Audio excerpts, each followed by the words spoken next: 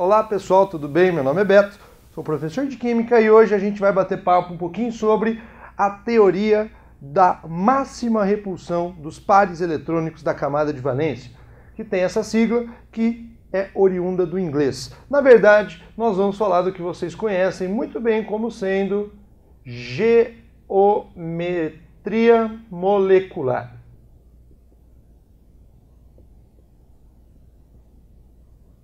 Geometria molecular. Pois bem, qual é a definição da teoria de máxima repulsão dos pares eletrônicos da camada de valência? Isso significa que nós vamos ter que manter a máxima repulsão, o máximo afastamento entre as nuvens eletrônicas. Isso se deve, pessoal, devido ao fato de nuvem eletrônica ser formada por elétrons. E elétrons, como eu tenho as mesmas cargas para ele, são as cargas negativas, que são os elétrons, elas se repelem. Então, teoria da máxima repulsão. Eu tenho o máximo de afastamento entre essas nuvens eletrônicas. Agora, o que vem a ser uma nuvem eletrônica? A minha nuvem eletrônica, pessoal, vai ser um par de elétrons isolado. Ou seja, o que é um par de elétron isolado? É aquele par de elétron que não participou de uma ligação química, ele não foi compartilhado. Ou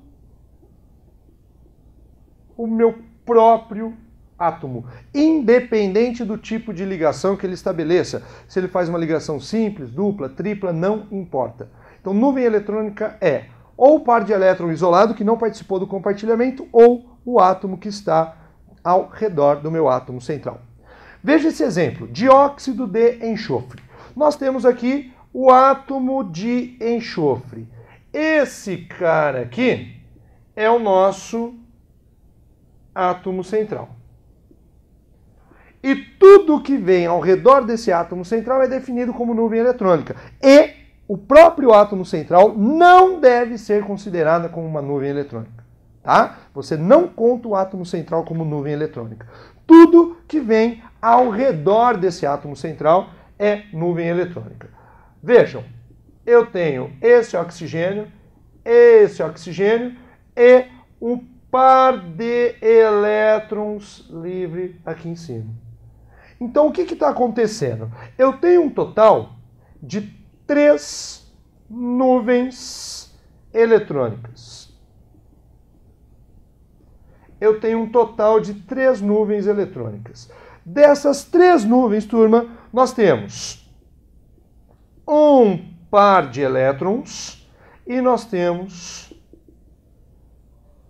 2 átomos. Ok? Maravilha? Então veja, a partir da definição agora de o que é nuvem eletrônica, vou passar para vocês quais são os exemplos de geometria molecular. Vamos lá, presta atenção. Nota essas duas situações aqui, O2 e CO2. São moléculas com geometria do tipo linear. Qualquer molécula biatômica, não importa se os átomos são diferentes ou iguais entre si, são lineares, ok? No caso aqui do CO2, ó, eu tenho 2 nuvens e aqui o meu átomo central. Se eu tiver 2 nuvens ao redor do átomo central, nós temos uma molécula com geometria linear também. Dá uma olhadinha aqui, ó, acompanha.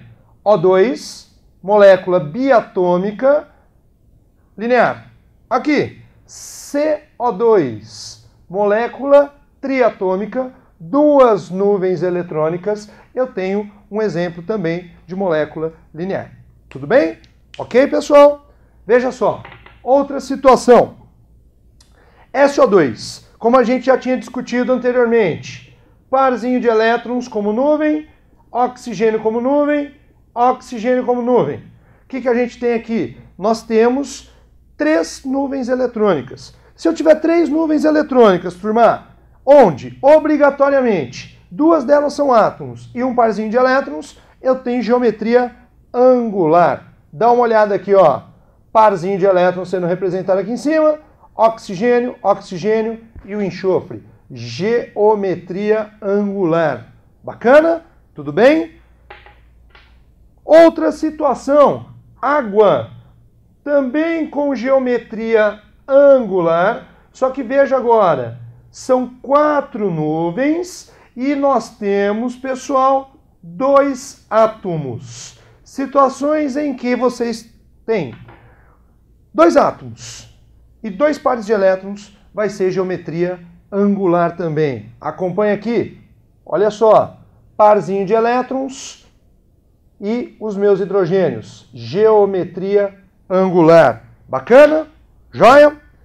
Outra situação, quando eu tenho agora 3 nuvens ao redor do meu átomo central e, obrigatoriamente, as 3 nuvens são átomos. Agora não tem parzinho de elétrons livres.